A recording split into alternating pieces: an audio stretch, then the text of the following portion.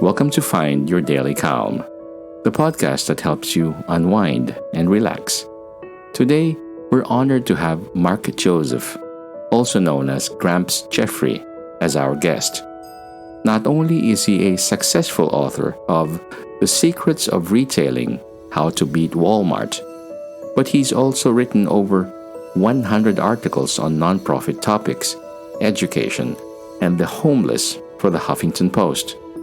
Today, we're excited to announce that Gramps Jeffrey will be reading a bedtime tale for our listeners. His children's book, I Don't Want to Turn 3, is based on his experiences with his 6 grandchildren and explores the mind of a toddler in a way that parents will appreciate. If you're interested in getting a copy of his book, check out the show notes for more information. Gramps Jeffrey and his wife Kathy live in Scottsdale, Arizona, where they enjoy spending time with their 2 grandchildren. Their other 4 grandchildren live in Austin, Texas, and Orlando, Florida. So, sit back, relax, and let Gramps Jeffrey's soothing storytelling voice help you find your calm.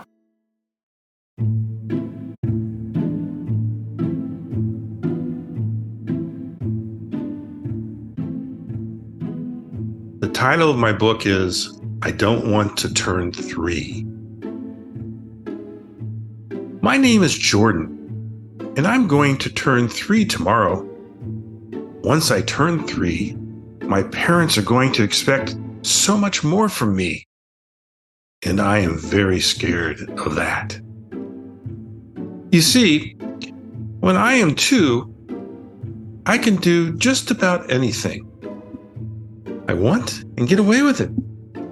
For instance, my cousin Jackson has these dinosaurs, the Tyrannosaurus Rex, the Spinosaurus, and the Stegosaurus. Because I wanted them, I just pulled them out of his hands and ran off with them. Jackson's mommy told him that because I was just 2, let me keep them. Jackson cried, but the dinosaurs are now mine. Last night, I was taking a bath with my other cousin Levi. We had all of his sea creatures, like whales and squids and crabs and turtles, swimming in the tub with us. While Levi was getting his hair washed, I grabbed all of his sea creatures and sat on them so no one could see them. When Levi asked where his sea creatures were, I told him they swam down the drain. Levi jumped out of the tub and ran all over the house looking for his sea creatures.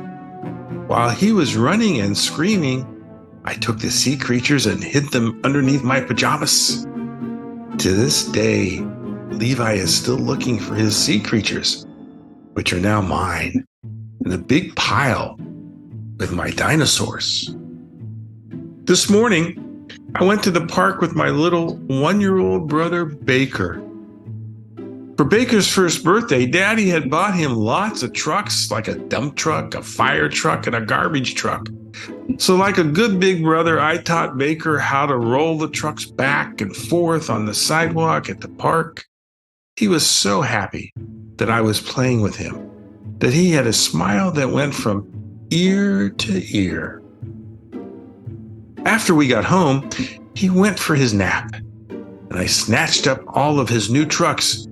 Baker is so little, I don't think he will ever remember I took all of his stuff. And now, his trucks are in the same pile as my new dinosaurs and sea creatures. I also have a little 2-year-old girl cousin named Grace. Grace loves baby dolls. She spends almost every waking hour feeding her dolls, dressing her dolls, and combing her dolls' hair. I personally don't like dolls, but because we are cousins and sometimes we are forced to be together since we are only 1 year apart, I have to sit next to Grace and tell her I like her baby dolls, which I really don't. So I guess this is the first lie I tell in my life. But being who I truly am, when Grace is not looking, I begin to take her dolls and hide them behind the chair. By the end of the morning, I have 5 dolls. And yes, you guessed it. They are now on my pile of trucks and dinosaurs and sea creatures.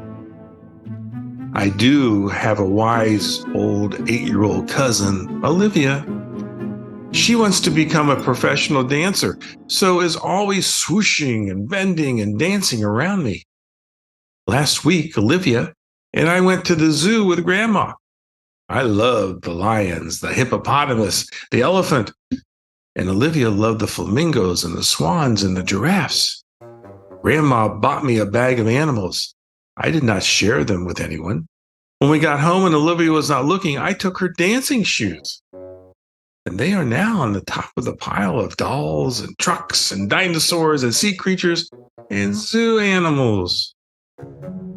Tomorrow is now today, and I am officially celebrating being 3 years old.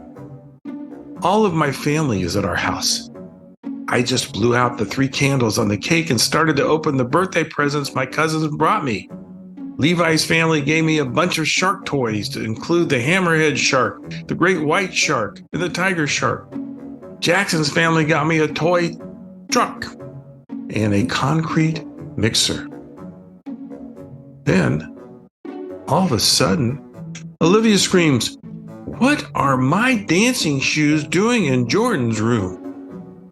The entire family runs to my private bedroom, and Jackson yells, "My dinosaurs!" And Levi shrieks, "My sea creatures!" And Baker bawls, "Truck!"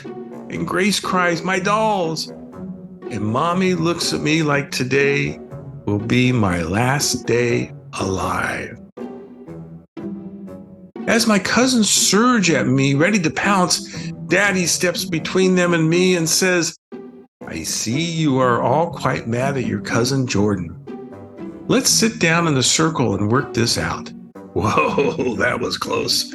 But everyone listened to Daddy and sat down. "I want everyone to take a deep breath and begin to calm down," said Dad. He looked at me and said, "It is time to put on your problem-solving hat." He looked at all of us kids and said, "It is time to decide for yourself what is right and what is wrong." Jackson says, "I feel angry when my dinosaurs are grabbed from my hands without asking me." "Please don't do that." Levi says, "When my sea creatures are hidden from me, I get very frustrated and upset and don't know what to do." "Who knows what the word sharing means?" asked Dad. Wise old cousin Olivia says, "When you play together with your toys, everyone gets to have fun. Our toys are for everyone. It's ours. It's not just Jackson's or Levi's or Jordan's. I learned when I was 5 that when you play with your friends and share, everyone has a good time." Dad looks at me and asks if I had anything I wanted to share with the group. I said no, because I felt so guilty, but I got caught. So Dad just stared at me for what seemed like hours and said, "Today, as you turn 3, you must learn what it means to be kind and, as important, fair." Olivia then explained, "I know what we should do. Let's give the entire pile of toys and the toys Jordan just got for his birthday to the homeless shelter kids downtown. My school is having a toy drive to help the less fortunate." The room fell silent. No one really wanted to give up their toys. Dad said to me, "The biggest lesson you can learn on your birthday is caring about others and showing compassion for those not as fortunate as you and your cousins." Now, I am only 3 years old, so I did not quite understand what Daddy meant. But in his eyes and with his smile, I could see he was telling me that this is the right thing to do. I looked at Jackson, then Levi, then Baker, then Grace, and finally Olivia. "Okay," is what I said. And the rest of the cousins then said, "Okay." Together we started putting our dinosaurs, our sea creatures, our trucks, our zoo animals, and our dolls into a box Daddy pulled out of the closet. I also took my birthday gifts and put them into the box. I was really sad that all of that effort of hiding the toys together in my room did not work. But at the same time, to see my parents so pleased with what we are doing to help others made me really glad. I guess that is the difference between being 2 and being 3. One day, you only think about yourself, and the next day, you actually think of other people. The end.